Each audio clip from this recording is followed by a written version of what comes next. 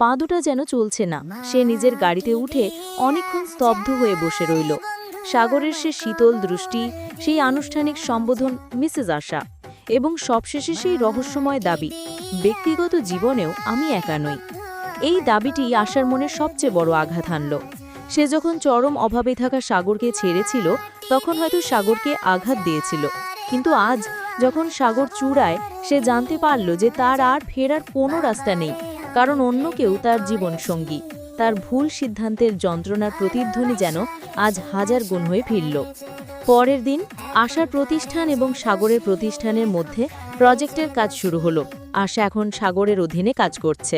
প্রজেক্টের প্রতিটি ছোট ডিটেলস নিয়ে সাগর সরাসরি আশার সাথে যোগাযোগ করে, তবে সবটাই ইমেল এবং পেশাদারি ভিডিও কনফারেন্সের মাধ্যমে। আশা প্রায় সাগরের ইমেলগুলো দেখত। ইমেলের ভাষা কঠোরভাবে পেশাদারি, যেন সাগর ইচ্ছাকৃতভাবে প্রতিটা শব্দ মেপে লিখছে। একদিন একটি জটিল সমস্যা তৈরি হলো। আশার টিম একটি ডেডলাইন মিস করল। তাৎক্ষণিক একটি ভিডিও কনফারেন্স ডাকা হলো।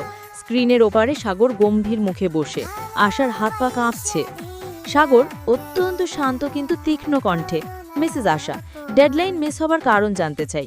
আমাদের চুক্তিতে বলা ছিল যে সময়ের মূল্য দিতে হবে। আমি মনে করি আপনার এই গাফিলতি আমার প্রতিষ্ঠানের কাছে গ্রহণযোগ্য নয়। আশা মাথা নিচু করে জবাব দিতে থাকে। তার কণ্ঠস্বর কেঁপে ওঠে। আমি ক্ষমাপ্রার্থী সাগর, মিস্টার সাগর, আমাদের টিম লিডের ভুলে। সাগর বাধা দিয়ে, ভুল হোক বা গাফিলতি, তার দায়ভার সিনিয়র এক্সিকিউটিভ হিসেবে আপনাকেই নিতে হবে। আপনি যদি আমার প্রতিষ্ঠানে কাজ করতেন, তাহলে এই ভুলের জন্য আপনাকে জবাবদিহি করতে হতো। প্রজেক্টের এই অংশে আপনি এখন আমার কাছে একমাত্র ব্যক্তি যার কাছে আমি উত্তর চাইব। সাগরের কথাই ছিল না কোনো ব্যক্তিগত রাগ, ছিল শুধুই কঠোর পেশাদারিত্ব। কিন্তু এই পেশাদারিত্ব আশাকে বুঝিয়ে দিচ্ছিল যে সে এখন সাগরের কাছে শুধুমাত্র একটি যন্ত্র, যার অনুভূতি মূল্যহীন। একাকিত্বের প্রহর। সন্ধেবেলায় আশা তার হোটেলের রুমে বসেছিল। সে ল্যাপটপে কাজ করছে, কিন্তু চোখ বারবার চলে যাচ্ছে 5 বছর আগের সাগরের ছবিতে। সেই সরল হাসি, সেই স্বপ্নময় চোখ। হঠাৎ করে সাগরের অফিসের এক সহকর্মীর, স্নেহা নয় অন্য একজনের ফেসবুক পোস্ট তার চোখে পড়ল। পোস্টে প্রজেক্টের সাফল্যের জন্য একটি ছোট পার্টির ছবি। ছবিতে সাগর হাসি মুখে দাঁড়িয়ে আছে।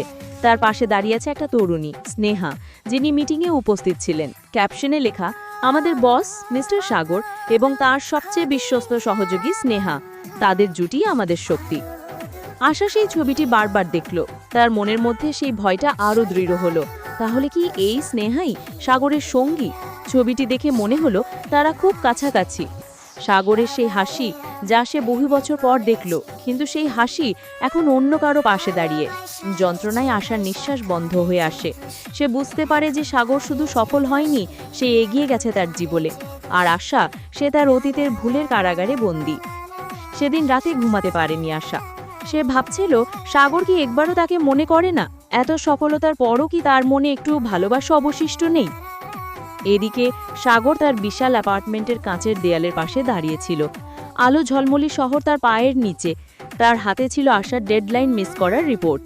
সাগরের মুখে সেই কঠিন ভাব ছিল না, ছিল গভীর এক বিষণ্ণতা। সে আশাকে ভিডিও কনফারেন্সে কঠোর কথা বলেছিল, কিন্তু তার হৃদয়ে তখন তীব্র এক যন্ত্রণা হচ্ছিল। সে চাইছিল না আশা কষ্ট পাক, কিন্তু একই সাথে সে ভুলে যেতে পারছিল না সেই দিনের অপমান। সে নিজেকে বোঝালো, আমি ঠিক করছি। আশা সেদিন আমার স্বপ্নকে খুন করেছিল। এখন সে বুঝুক, যখন কেউ চূড়ায় থাকে তখন তার সিদ্ধান্তই শেষ কথা। কিন্তু তার মনের ভেতর থেকে অন্য একটি কণ্ঠস্বর উঠে এলো, তুই ওকে সত্যিই ভালোবাসিস। তুই ওকে কষ্ট দিচ্ছিস কারণ তুই এখনও ওকে হারাতে পারিসনি।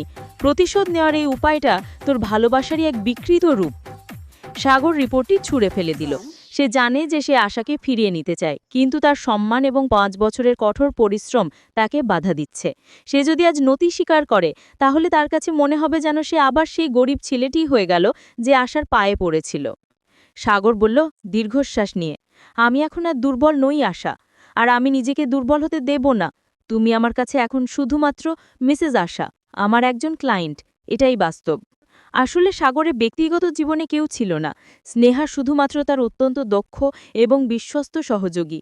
আশাকে দেওয়া সেই কথাগুলো ছিল নিছক এক প্রতিশোধমূলক মিথ্যা, যা আশাকে সারা জীবন অনুতাপের আগুনে পোড়ানোর জন্য যথেষ্ট। আর এটাই ছিল সাগরের যন্ত্রণাময় প্রতিশোধ। এই মোড়টি সাগরের অভ্যন্তরীণ দ্বন্দ্বে জোর দেয় এবং গল্পের আবেগকে আরও গভীর করে।